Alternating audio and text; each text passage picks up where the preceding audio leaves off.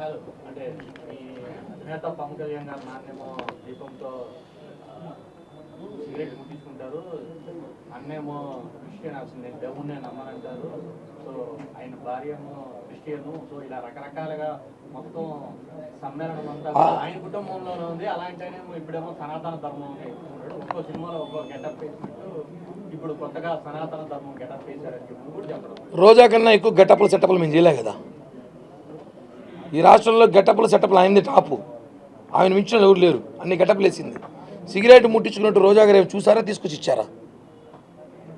చెప్తున్నారు కదా, ఆమె ఏమి చూసారా, తీసుకొచ్చి ఇచ్చారా? పవన్ కళ్యాణ్ గారి గురించి మాట్లాడే అర్హత సినిమా ఇండస్ట్రీలో వైసీపీ నాయకులు ఎవరైతే ఉన్నారో పెయిడ్ ఆర్టిస్టులు ఎవరికి అర్హత లేదు, ఇంకెవరికి లేదు, ఏ ప్రకాష్ రాజ్ లాంటి లేదు. ఎందుకంటే ఏ రాజకీయ పార్టీ ఏ ఒక్క హీరో చెయ్యని ఒక్క ఉపవాసాలు కానివ్వండి, ఆయన మాలలు కానివ్వండి, ఆయన చేస్తున్న సేవలు కానీ ఎవరు చేయరు. మనం చూసుంటాం, సంవత్సరంలో 41 రోజులు, జనవరి నెలలో ప్రతి నెలలో సంవత్సరంలో ఒక రోజు 41 రోజు దీక్షతో ఉంటారు. ఏ రాజకీయ చాతుర్మాస దీక్ష పవన్ కళ్యాణ్ గారు. ఇప్పుడు చూడండి, వారాయి దీక్ష తీసుకున్నారు మొన్న, ఇప్పుడు ప్రాయచిత దీక్ష, ఎప్పుడు దీక్షలో నిత్యం పూజల్లో ఉంటూ నిత్యం అమ్మవారిని కొలిసే పొలిటికల్ లీడర్ ఎవరైనా ఉన్నారా అంటే అది పవన్ కళ్యాణ్ గారే. ఆ విషయాన్ని తెలుసుకోవాలి. ఊరికే నటనలు సెటప్లు గెటప్లు ఆమెకు మించిన ఎవరు లేరని చెప్పి కూడా తెలియజేస్తున్నాం.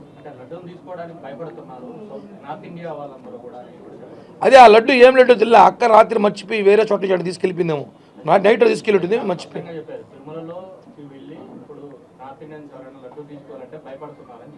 ఆ నార్త్ ఇండియన్స్ ఎవరో వైసీపీ వాళ్ళు ఏంటేనేమో, జగన్ అనుచరులు ఏంటేనేమో చూడాలి. ఎందుకంటే తిరుమల లడ్డూని వద్దని చెప్పిన ఎవరు లేరు.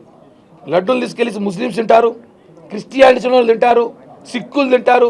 లడ్డూని వద్దని చెప్పి నాకు తెలిసి లడ్డూని అయితే చెప్పేవాళ్ళు ఎవరు లేరు. కేవలం రాజకీయ కామెంట్ కోసమే ఆమె లడ్డూని మళ్ళీ ఒకసారి రోజా కించపరిచి లడ్డూని మారుస్తూ మాట్లాడుతుందేమో. రోజా మీద టీటీడీ వాళ్ళు కేసు పెట్టాలి సీరియస్గా. లడ్డూ తీసుకోలేదని చెప్పి లడ్డూను అవమానించి మాట్లాడుతున్నారు. ఇప్పటికి మళ్ళీ ఆల్రెడీ లడ్డూను అపచారం చేశారు. ఇప్పుడు తిరుమల లడ్డూలు ఎవరు తీసుకోవట్లేదని చెప్పి తిరుమల లడ్డూను కించపరుస్తూ రోజా మాట్లాడుతుంది. ఖచ్చితంగా రోజా క్షమాపణ చెప్పాలి. అదేవిధంగా టీటీడీ వాళ్ళు రోజా మీద కేసు పెట్టాలి. అంటే చూడండి, మళ్ళా రెచ్చగొడుతున్నారు, లడ్డూలు తినడం లేదు అనేసి వేరే మతాల్ని ఎంకరేజ్ చేస్తుంది రోజా. దీని మీద కూడా మేము ఖచ్చితంగా చర్చించి రోజా మీద కేసు పెట్టే ప్రయత్నం చేస్తాం. పవన్ కళ్యాణ్ భార్య బిడ్డలు బాప్టిజం తీసుకున్నారు, ఖచ్చితంగా పవన్ కళ్యాణ్ తిరుమల పర్యటన చేయాలంటే స్వామివారిని దర్శించుకోవాలంటే డిక్లరేషన్ ఇవ్వాల్సిందే అని X deputy CM present deputy CM నేను చూడలేదు నిజంగా ఏం మాట్లాడాడో, చూసినా ఖచ్చితంగా మాట్లాడతా. ఇందాకే చెప్పా, అన్ని మన మతాన్ని మనం గౌరవిద్దాం, పక్క మతాన్ని ప్రేమిద్దాం, మతాల చిచ్చు పెట్టే అవసరం పవన్ కళ్యాణ్ లేదు. నారాయణ స్వామి గారు మాట్లాడి చూసి ఖచ్చితంగా అవసరం మళ్ళీ ప్రెస్ మీట్ పెట్టి చెప్తా. దాని మీద నారాయణ స్వామి నేరుగా చెప్పాడు, పవన్ కళ్యాణ్ ఇంతకు ముందు నా భార్య క్రిస్టియను, నా కూతురు క్రిస్టియను, నేను కూడా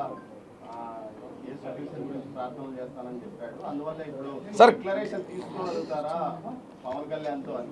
సార్ ఒకటే అండి, క్రిస్మస్కి ఇక్కడ మనం గుళ్ళు పోతాం, చర్చిలో పోతా ఉన్నాం, నేను కూడా పోతా. పోయినంత మాత్రాన మన క్రిస్టియానిటీ అంటడం కరెక్ట్ కాదు కదా. అది ఏం మాట్లాడి చూస్తాం, వాస్తవం కాదు చూసి దాన్ని బట్టి కూడా మేము మాట్లాడతాం ఖచ్చితంగా. ఎందుకంటే మతాల మధ్య చిచ్చు పెట్టే ఆలోచన జనసేన పార్టీ చేతి మేము చెయ్యం. మతాల మధ్య చిచ్చు జరగకుండా చూసుకోవాల్సిన బాధ్యత మాకుంది.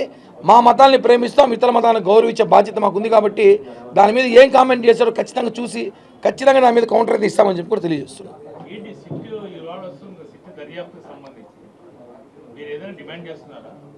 వాస్తవాలు వస్తాయి కదా, సిట్టు మేము డిమాండ్ చేసేది ఏముంది, సిట్టు మా చేతుల్లో ఉండదు కదా. ఖచ్చితంగా సిట్ అధికారులు కలవబోతుంది. అధికారులు చెప్పేది ఏమో తిరుమల లడ్డును అపచారం చేశారు, పూర్తిగా విచారించండి. అన్న ప్రసాదాలు కానీ ఇంట్లో కూడా నెయ్యి విషయంలో ఆల్రెడీ స్కామ్ జరిగింది. జనసేన పార్టీ తరఫున మేమైతే ఒక రిప్రజెంటేటివ్ ఖచ్చితంగా ఇవ్వబోతున్నాం ఈరోజు. ధన్యవాదాలు, థ్యాంక్ యూ.